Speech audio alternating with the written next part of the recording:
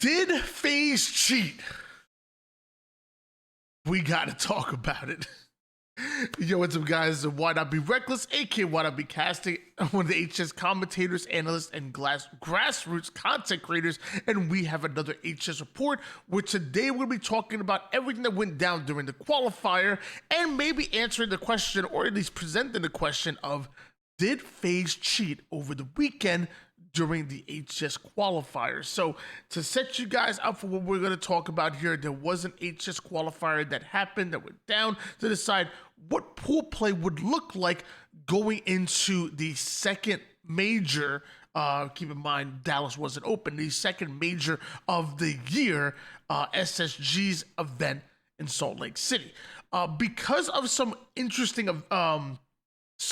things that went down, pool play was kind of all messed up. Normally, you would have first place be the number one team coming out of the previous major, and then second place be the second place, third, fourth. But because SSG and Faze made changes to their rosters involving half of their roster to players, it seems like both of those teams ultimately lost their placing in pool play, even though Faze ended up getting second place and SSG were up there as well. So that caused TSM, who got third place, to fill in that second place role, Shopify Rebellion to then move up into third place, and then a new rule came out in Pool D where, as far as whoever had the most points after everybody registered in the qualifier would take that fourth place spot, seemingly either SSG or Faze, based on points. And again, this is because both Faze and SSG changed their roster dramatically,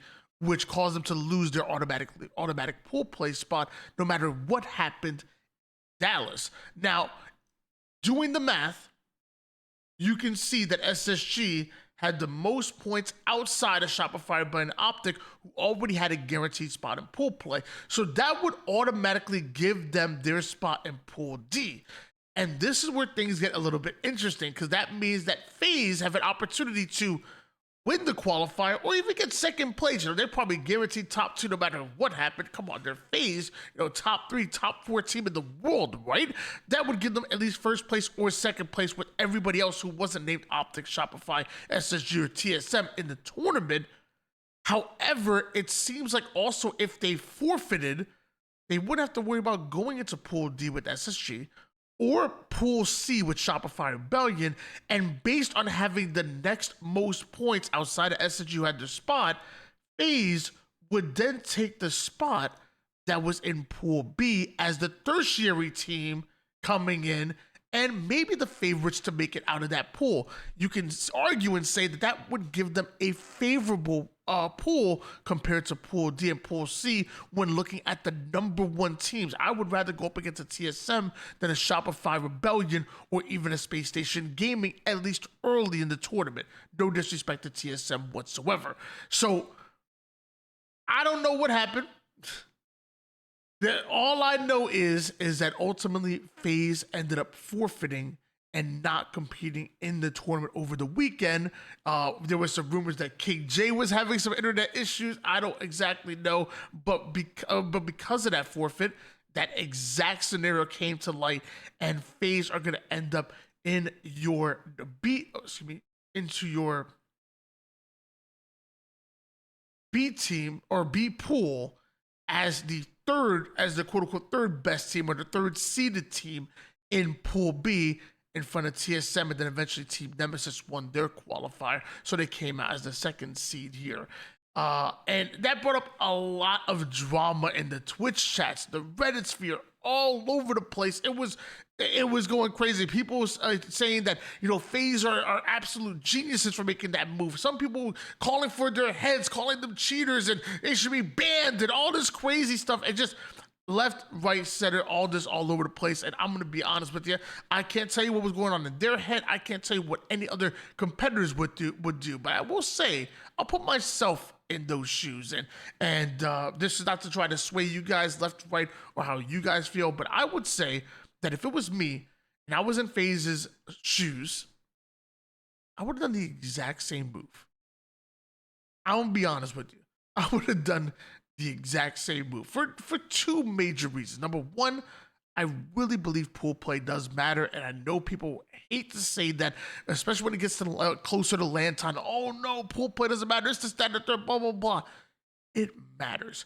Ultimately, giving yourself an easier road to make it deeper into the winner's side can net you into the grand finals to the winner's side, which gives you a huge advantage, or even just getting deeper into the winners drops you down into the lower bracket, also deeper, having to win less matches in order to make a crazy run going into your standings. A big difference between making a top 8 or a top 6 and making a top 4.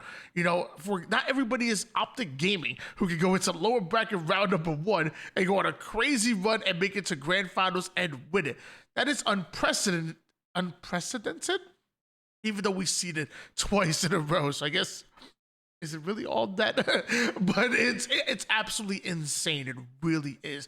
And I feel like nobody wants to go on a journey like that, at least not on purpose. So I really believe pool play does matter to help give you a better chance of making a deeper run, whether it's through the winner's side or even through the lower side. No matter what, it really is that important. On top of that, a tournament is 2 days.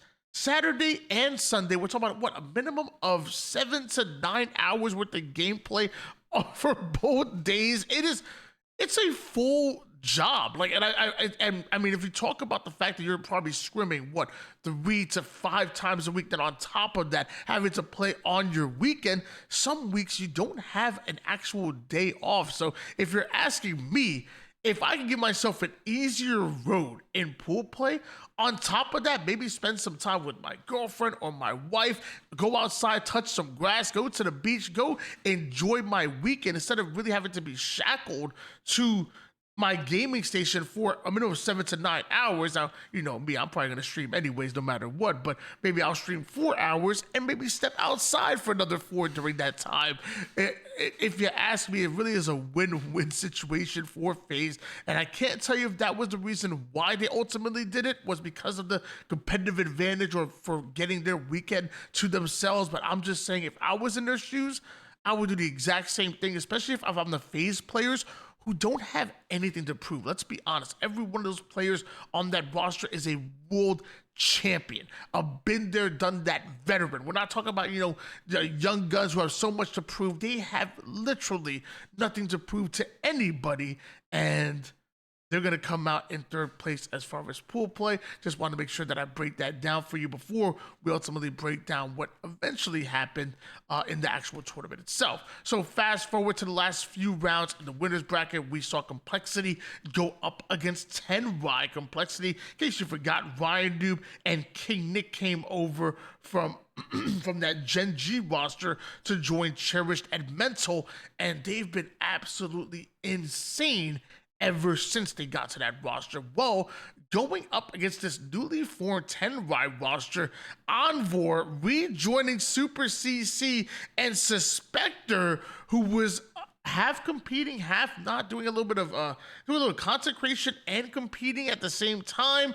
Now is kind of going back to, it seems like, full-time competing and joining a very good roster alongside Looney, who was able to make it out of open bracket as well. You have plenty of players on this roster who have experience ultimately making it into pool play, but they weren't able to get the win against a very good Complexity roster. On the lower side of things, you had an exciting matchup between Envy and Cloud9. Cloud9 came out in early 2025 super hot.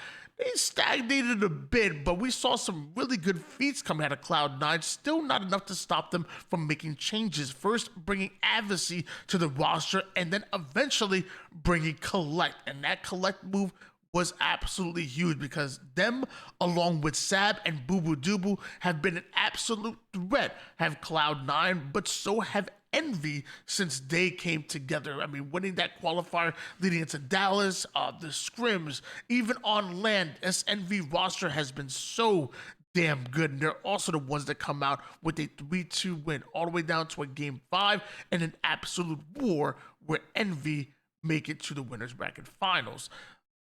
Fast forward to that winners bracket finals, you have Complexity versus Envy, and you kind of have like, this was like, I feel like what Complexity are right now is where Envy were right before Dallas, a team that seemingly came out of nowhere but came out on fire. Complexity 3-1 Envy in the winners bracket finals to put them in the grand finals and give them the favorites are ultimately winning this tournament. Envy go down to the lower bracket, one series away from getting back into the grand finals and potentially getting their revenge. Fast forward to the lower bracket where we see Cloud9 having to 3-0 Unreal Nightmare. They ended up in the semifinals. Unreal Nightmare, a very good roster that made a deep run through the lower bracket. Common, Haynes, Septify, and Mortally. Keep in mind, Septify dropped from this Cloud9 roster. Ends up wanting to get a little bit of revenge on Unreal Nightmare, but wasn't able to do so.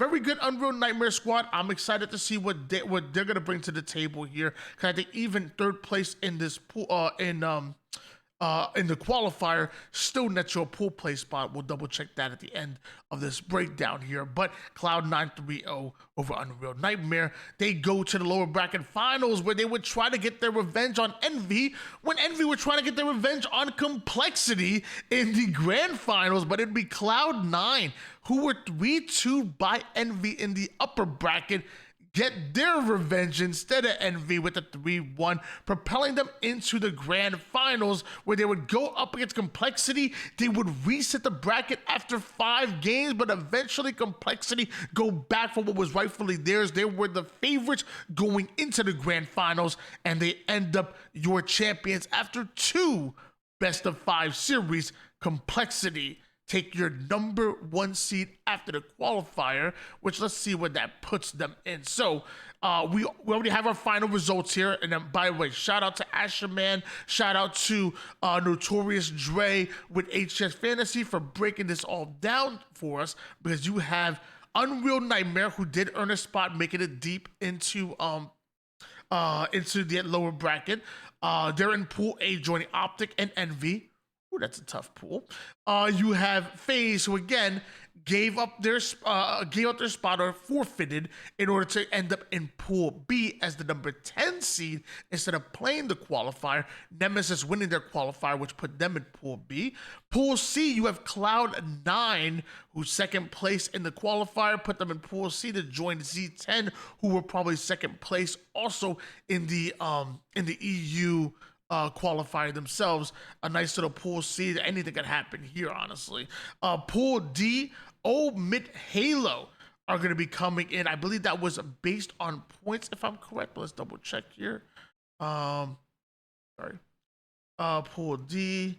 Yes, so based on points after the qualifier, similar to how Faze got their spot, Mid Halo get theirs based on those points. That's going to be their Complexity joining as the number 2 seed there in Pool D. Wait, Mid Halo. They got Spartan versus Ryan Noob in pool play. Oh my goodness, that's going to be absolutely exciting.